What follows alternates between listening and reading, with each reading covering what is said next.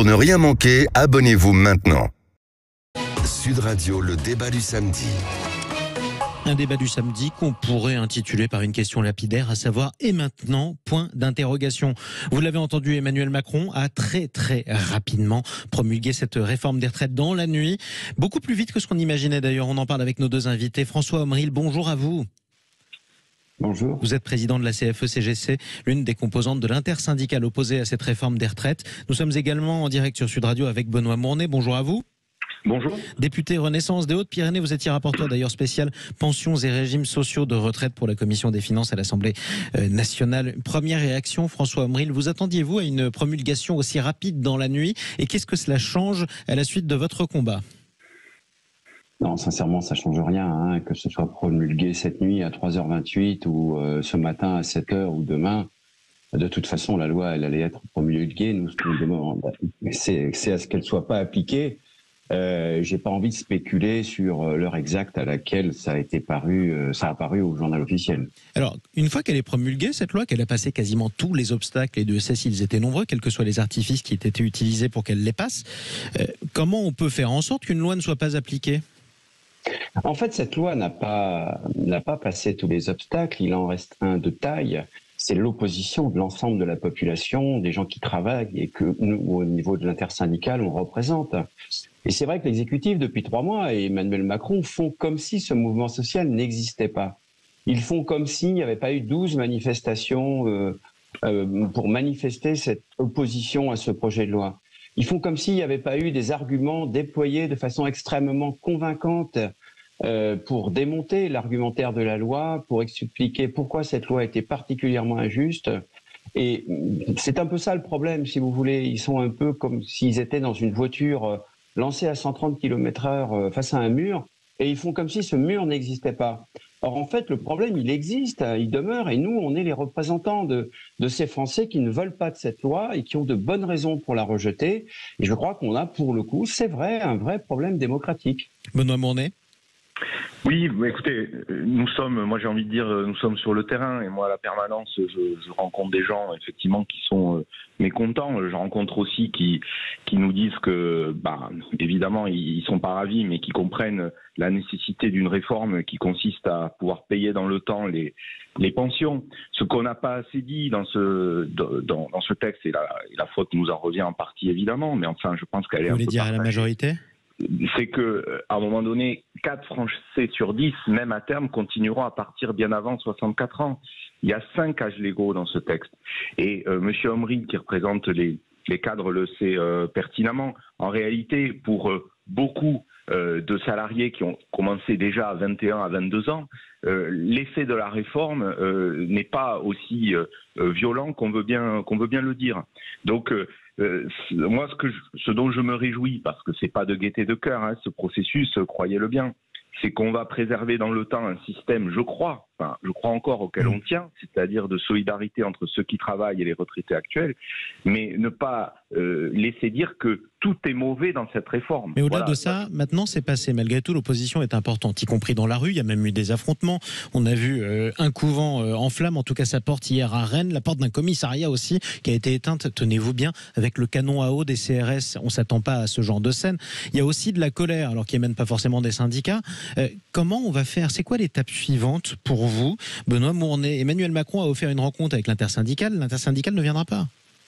Mais nous autres parlementaires et parlementaires de la majorité, le dialogue, en particulier avec les partenaires sociaux, ne s'est pas rompu, que ce soit dans nos circonscriptions ou à l'Assemblée, où nous travaillons sur la prochaine loi travail. D'abord, je veux saluer les partenaires sociaux qui ont quand même conclu un accord historique sur le partage de la valeur. On en a peut-être pas assez parlé, et moi je souhaite que nous le retranscrivions dans la loi telle quelle, parce que c'est aussi du crédit et la confiance que nous donnons aux partenaires sociaux. Et ensuite, il y a d'autres objets législatifs sur l'emploi des seniors, sur les sujets des saisonniers, des travailleurs des plateformes, France Travail, qui sont des objets sur lesquels, évidemment, nous avons besoin des partenaires sociaux. J'ajoute quand même, parce que ça aussi, moi, ça m'a quand même un peu frappé, c'est que les mêmes partenaires sociaux réformistes, je pense CFDT, à la CFE-CGT, c'est le cas aussi, qui, à l'Agir Carco, dans les retraites complémentaires, concluent des accords, y compris difficiles pour les salariés d'âge pivot ou des codes temporaires, eh bien, sont vent debout quand il s'agit du régime général, alors qu'en fait, c'est le régime de tous les Français et le patrimoine de ceux qui n'en ont pas. Ouais. Et quoi qu'il en soit, on a l'impression que le dialogue continue, mais c'est un dialogue en quelque sorte de sourd, puisque vous-même, pour la majorité Benoît Mournet, vous dites à François Omril, qui est avec nous, on peut continuer à travailler, mais sur la suite, pas sur les 64 ans, sur la suite, c'est-à-dire la loi travail, par exemple, ou alors les dispositions seniors qui ont été retoquées hier. Mais vous, François Omril, vous n'êtes pas prêt à travailler sur la suite, ou vous restez sur cette réforme des retraites? Non, on n'est pas prêt à travailler sur la suite. Moi, je veux saluer Benoît Mournet, que je ne connais pas et que je rencontrerai avec beaucoup de plaisir à l'occasion. Je le crois très ouvert sur un certain nombre de sujets. Nous, on l'est aussi. Je voudrais dire un certain nombre de choses. D'abord, la CFE-CGC, c'est pas que le syndicat des cadres. C'est le syndicat des techniciens, des agents de maîtrise, des cadres, des gens qui ont commencé pour beaucoup des personnes qu'on représente leur carrière à 20 ans, à 21 ans, qui sont aujourd'hui contremaîtres dans l'industrie, responsables d'agences dans la banque et qui peuvent prétendre partir à 62 ans et pour qui la réforme, ça va être 2 ans de plus. Je représente aussi des femmes cadres qui ont commencé à travailler à 24 ans, à 25 ans et qui ont eu 2 enfants ou 3 enfants et qui, grâce aux bonifications des trimestres pour enfants, pouvaient prétendre partir à 62 ans et vont devoir travailler 2 ans de plus.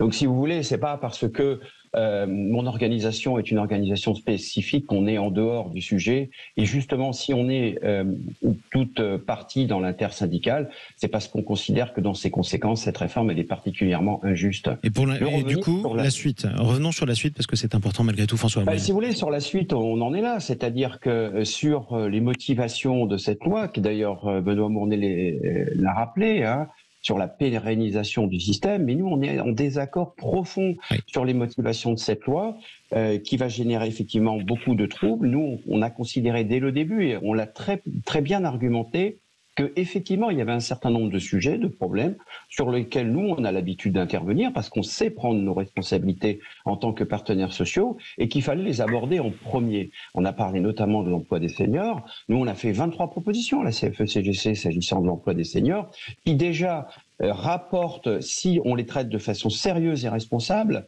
font la moitié du chemin par rapport à ce que le gouvernement prétendait comme étant le déficit futur. Sur les questions de la loi travail, moi je vais vous dire, je suis très très inquiet, puisque l'exécutif, il veut zapper désormais l'étape retraite, il dit maintenant on va travailler sur la loi travail. Mais je suis très, très inquiet parce que tout ce qui a été fait sur la question du travail, les différentes lois travail, elles ont en fait contribué à casser les équilibres sociaux qui existaient. Donc quel est le problème? Il y a encore quelque chose à casser sur le travail. Moi je sais, parce qu'on a un certain nombre d'informations, que par exemple sur l'AGFIP, qui est l'organisme aujourd'hui géré paritairement qui s'occupe de l'insertion des personnes en situation de handicap, l'État veut mettre la main sur le dispositif.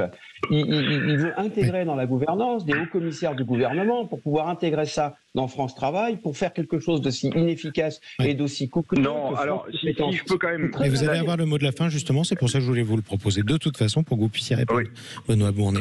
Mais vous avez entendu que ce sera très difficile de dialoguer. Oui, alors d'abord, il faut quand même rappeler une chose, c'est que la réforme, elle ne s'applique pas comme ça du jour au lendemain. Il y a une montée en charge sur plusieurs années. Il y a dans la loi une clause de revoyure, je rappelle, en 2027. Moi, je suis de ceux qui plaident pour qu'on ait même un rendez-vous obligatoire tous les 5 ans sur une loi quinquennale sur les retraites. Donc, en fonction des hypothèses démographiques, macroéconomiques.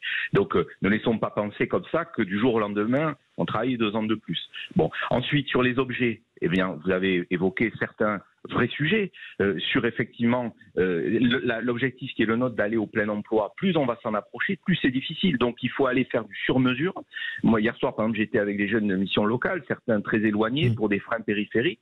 Il faut aller chercher des gens plus loin de l'emploi et donc avec des outils très déconcentrés sur le territoire. Et donc on a besoin des partenaires sociaux. Moi je crois fondamentalement au dialogue social et à l'articulation entre la démocratie sociale et la démocratie politique qui a joué son rôle. Et je ne voudrais pas laisser penser que Emmanuel Macron décide tout seul dans son bureau. Derrière il y a une majorité et derrière il y a des citoyens français qui pour certains même si c'est pas de gaieté de cœur, ont compris que malheureusement il fallait faire une réforme des retraites. Merci à tous les deux d'être intervenus ce matin sur Sud Radio. François Omry, le président de la CFE-CGC, et Benoît Mournet, qu'on entendait à l'instant, député Renaissance des Hautes-Pyrénées.